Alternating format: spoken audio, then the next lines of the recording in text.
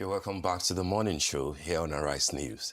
Senate President Godswill Akpabio has dismissed criticism surrounding the Senate's amendment of the Electoral Act, insisting that the commentators and civil society actors are misjudging the legislature, owing to what he called an incomplete legislative process and misunderstanding of parliamentary procedures.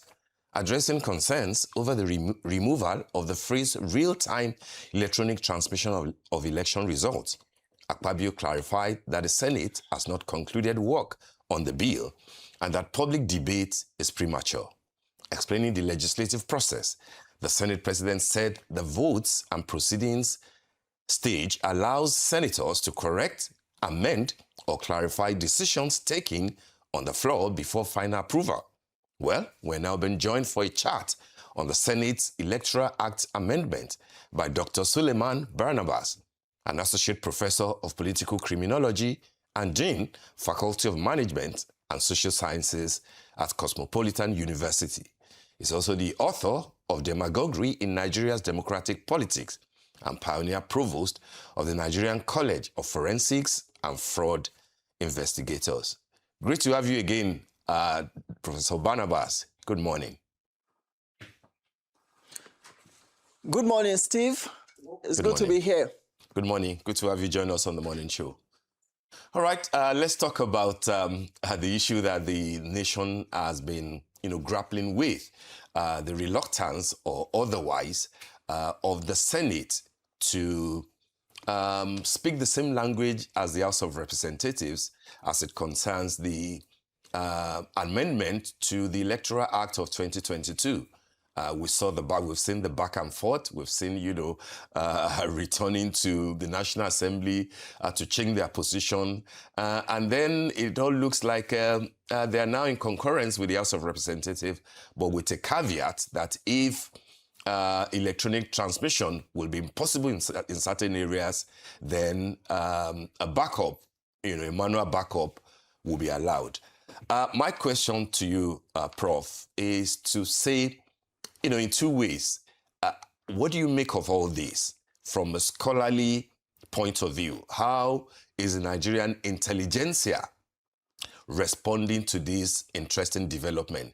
And then how will you assess the way that Nigerians in general, not just the opposition, seem to have responded and galvanized action that now made the Senate to make a sort of a detour, to return to work and then to come back with a kind of a reluctant, concurrence with what the House of Reps has done. What are your general, overviews on all this? Well, I think that Nigerians of all persuasions, politicians, scholars, the ordinary people, everyone agrees that we need to advance our democracy.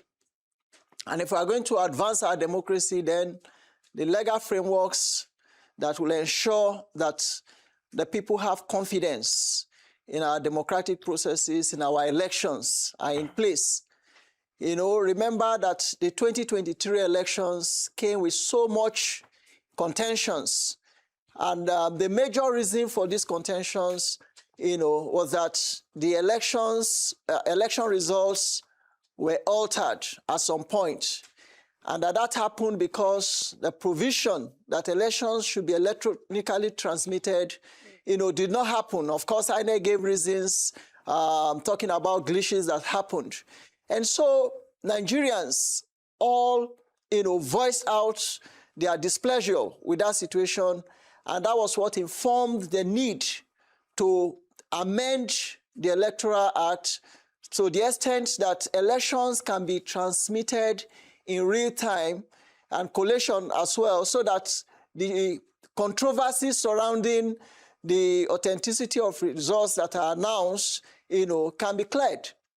Unfortunately, the Nigerian Senate, tried to be clever by half. And, people responded. Democracy is about the people. And the people came out in their numbers to show their displeasure with what the Senate had done. And they came out, I mean, they reconvened and tried to address it. However, they have not done that, turn around completely.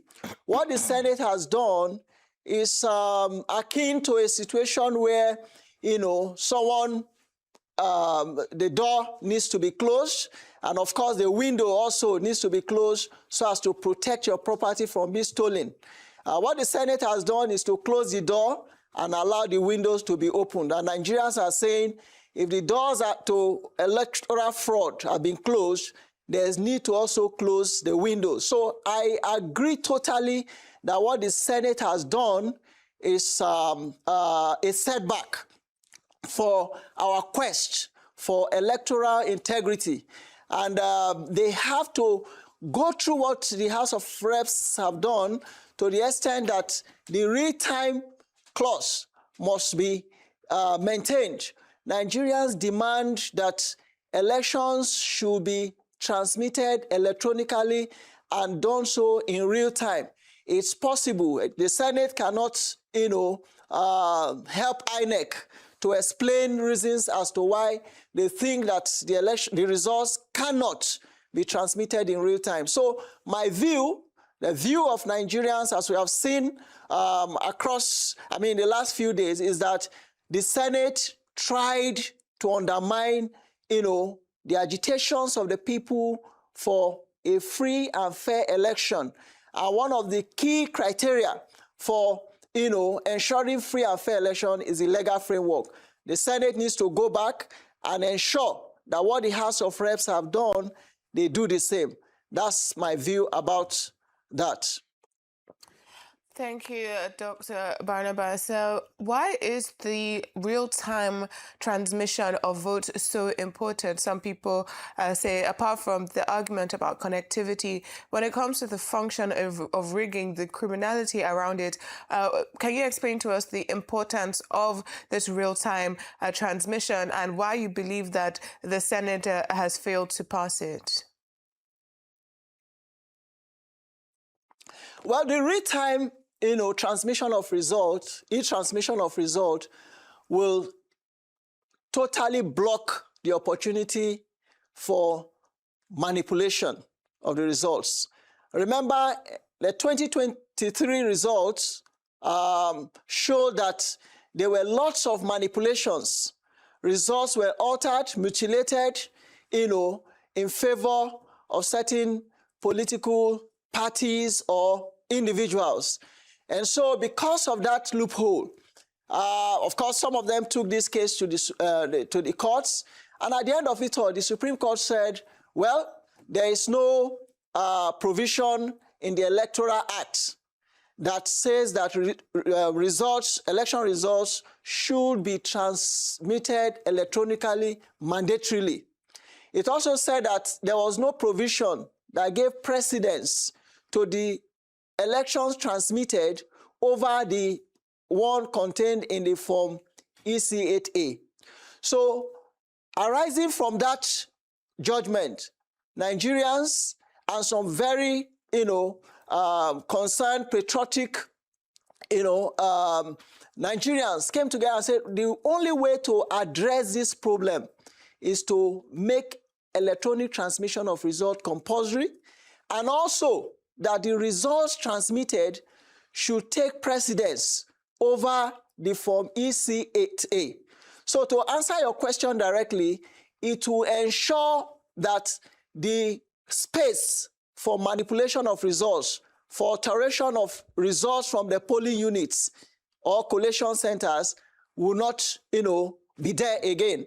And that is what the politicians who have benefited from this corruption, from this manipulation over time, do not want to see.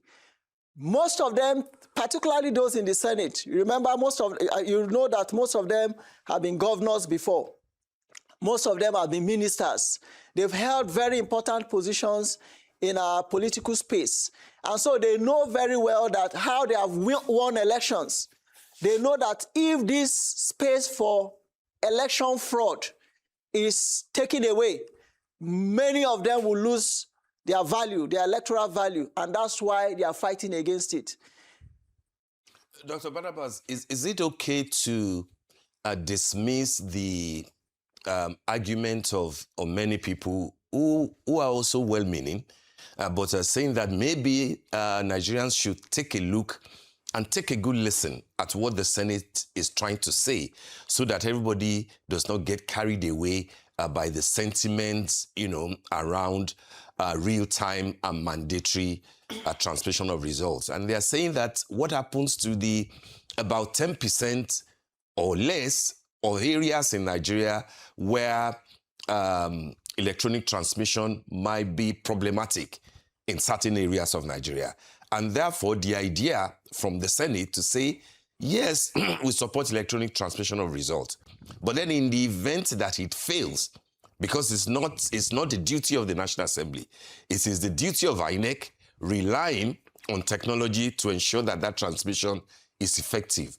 But then knowing that even in advanced countries, our technology can fail, our technology can be hacked, and that if that happens, even though they will pray that it doesn't happen, that let it also be in the law that there will be a caveat to manually, collate and then send using the Form EC, 88 that you mentioned. And therefore, don't you think that what the Senate is doing, from the argument of other people in support, may actually be the wise thing to do, rather than say, yes, real time is important, mandate it, but then what if it fails? And therefore, some people will become disenfranchised. Don't you think that there's a bit of, allowance that we should give to the argument from the Senate?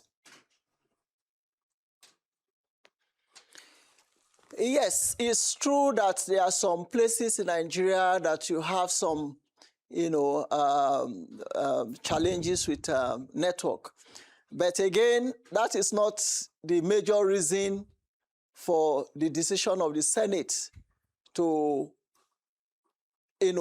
insert that proviso, that is intended to create room, give allowance for their tricks, their manipulation of election results. Now, if you see, virtually everyone who votes ought to have been captured by the beavers. Now, I think INEC has come out to say that the way there's provision for offline, that their machines work offline.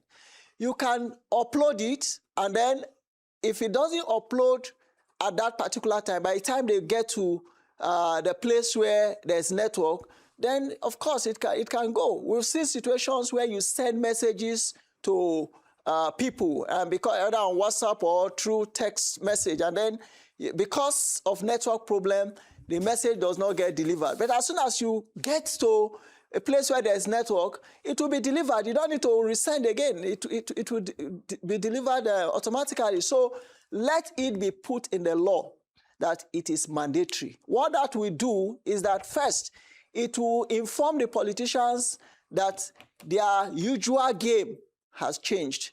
If you allow that discretion in the administration and management of election results, what will happen is that exception will become the norm. Nigerians will ensure that it fails. Politicians, not Nigerians, but politicians will ensure they will give the excuse of network, including in Abuja and Lagos.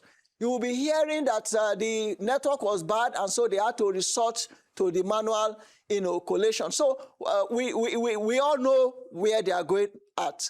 So let us allow the results to be compulsorily, mandatorily transmitted electronically.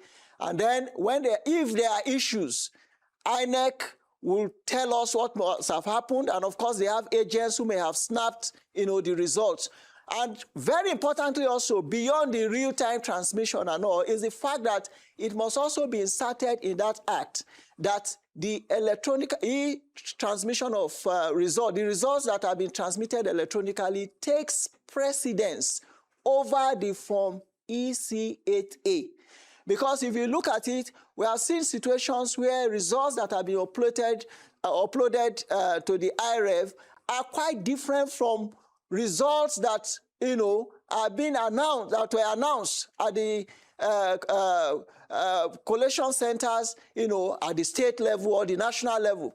So let us not give excuses as to why that cannot work. Let us believe, let's have faith that if this law is passed, we have to now concentrate our resources to ensure that the challenges that have been envisaged by the Senate, will not happen. And where they happen, they will be very minimal, that they will be insignificant in affecting the authenticity and the trust in the result.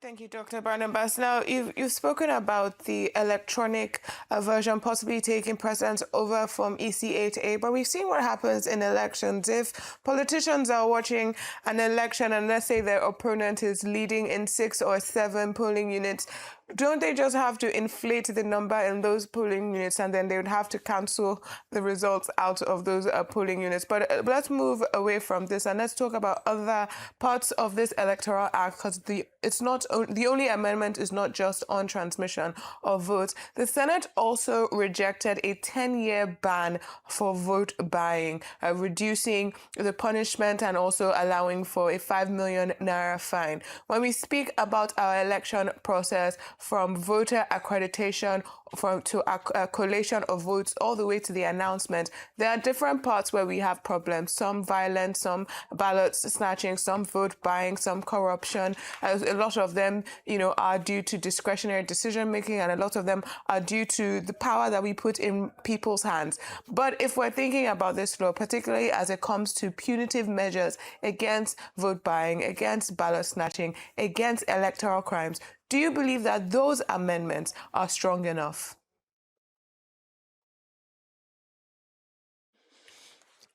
Again, let me say that my disappointment is with our democratic institutions. It's unfortunate that the democratic institutions in our country have been the problem with advancing democracy in this country. Right?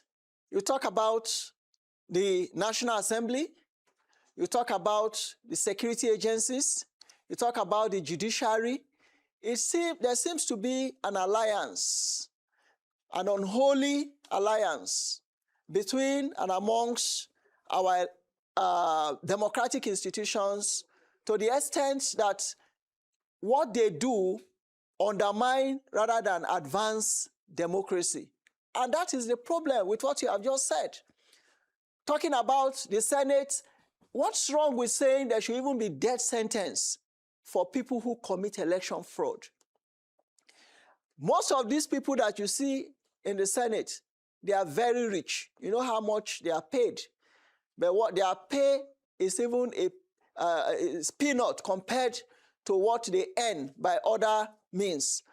So they have the resources to pay for themselves and their supporters who will be engaged with vote buying and all forms of election fraud.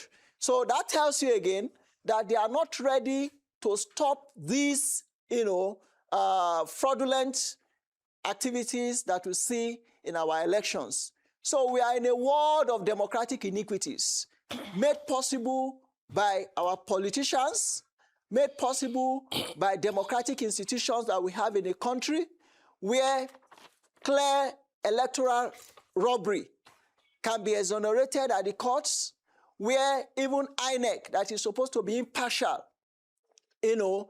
does some things that, every objective mind will consider as partial. For instance, INEC deciding to recognize a particular faction of a political party's leadership, and on the basis of that, rejecting candidates that may have been submitted by, political parties. So it's unfortunate. I mean, Nigeria is being held to ransom by our democratic institutions, most, especially by the political actors. And whatever Nigerians must do, talking about collective action, we must come together and see how we continue to pressure these people that are in charge of our democracy so that they do the right thing.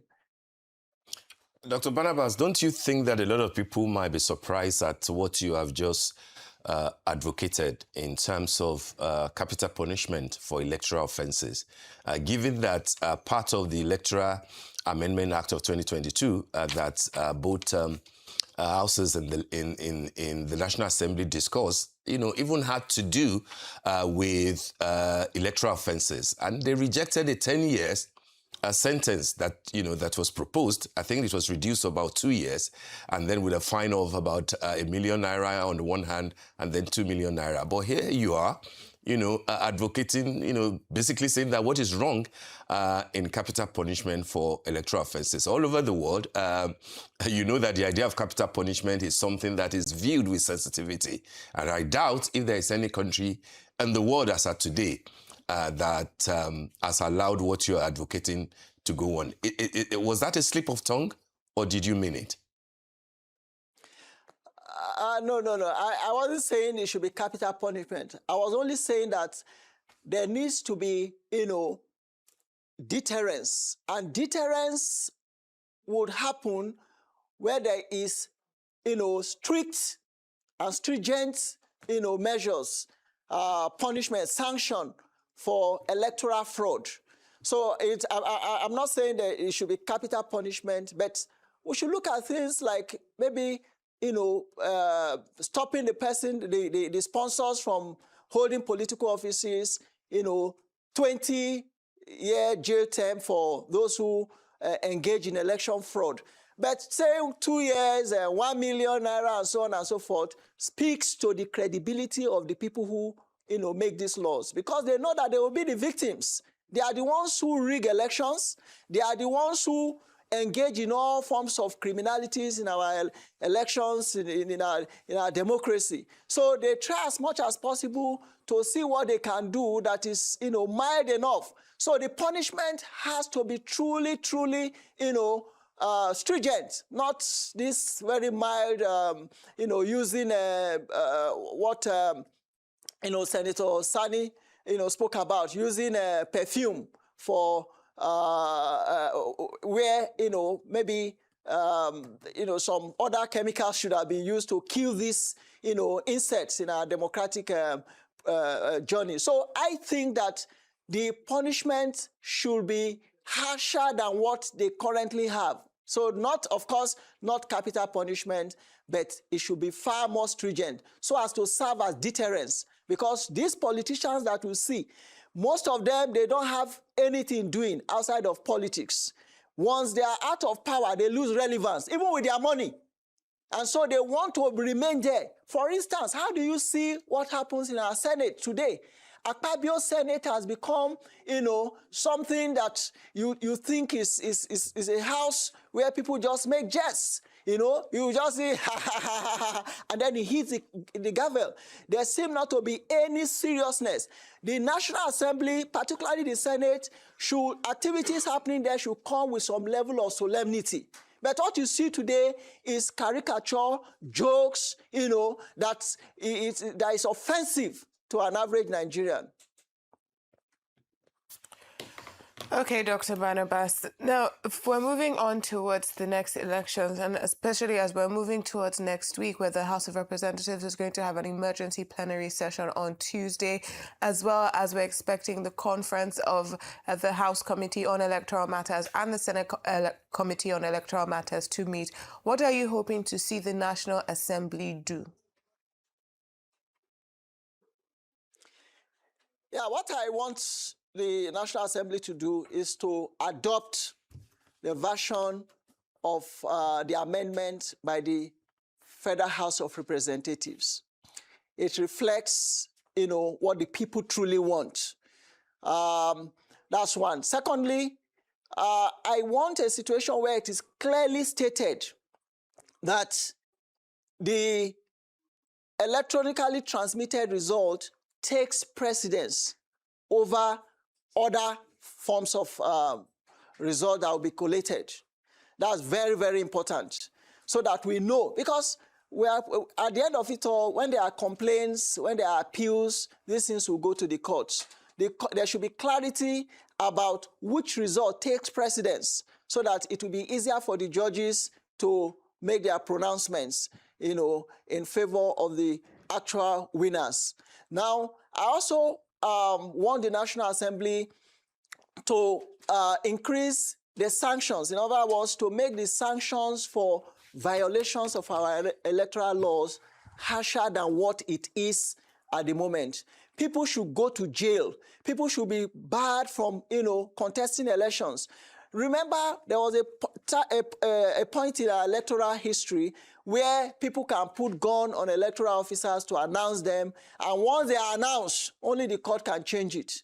And we had to revisit this in our laws, and they had to change it. And no, if our electoral officers are forced to announce people as senators or House of Rep member, whatever it is, that INEC can refuse to announce such persons if that happened under duress. So laws are made to solve problems. So at every point in time where we identify problems that are undermining our elections and our democracy, then let us take actions. Let us make laws that will ensure that those problems are, overcome. And so the National Assembly must now act by, one, ensuring that there is e-transmission of results, that it is mandatory and it should be done. Secondly, that the result that is electronically transmitted will take precedence over any other form of result, and that those who who try to undermine our democracy, those who engage in election frauds are sanctioned, and that the sanctions must ensure deterrence, not, pamper or encourage people to get involved in all these, democratic crimes that we see in our country. So these are the three major things that must be done. And of course, the CSO and some other, Nigerians have also made suggestions. The National Assembly should listen to them. All right, very well said, points well marshaled. And on that note, we want to thank you, Dr. Suleiman Barnabas, as always, for joining us on the morning show with insights on political developments in Nigeria. Thank you indeed.